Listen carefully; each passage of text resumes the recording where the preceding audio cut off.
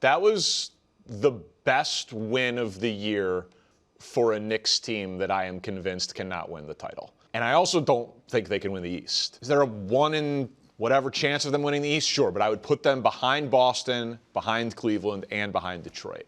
What they are doing recently defensively is very impressive. I just don't believe in it. In the playoffs, your rotation shrinks, right? And they're playing more depth than they ever did under Tibbs. And Mike Brown is a great defensive coach, but Tibbs is also a great defensive coach. And in the playoffs, you're not going to take Karl Anthony Towns and Jalen Brunson off the floor. They're your two best players, nor should you. But those guys are not good defensive players.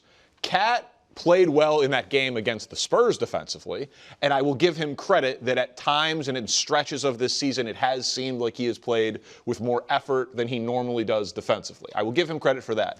But he still is lost defensively often. And I was trying to figure out the best way to quantify it.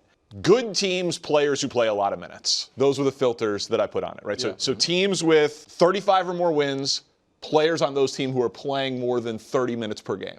Worst field goal percentage allowed based on the guy who's shooting closest to them. They're two of the 3 worst players in the league.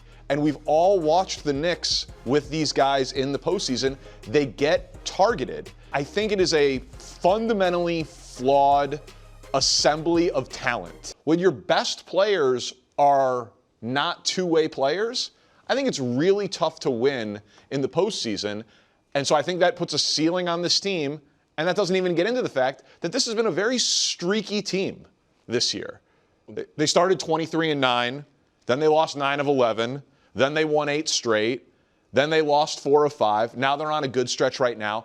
I just don't trust this team to be consistent, and I really don't trust their 2 best players on the defensive end of the floor.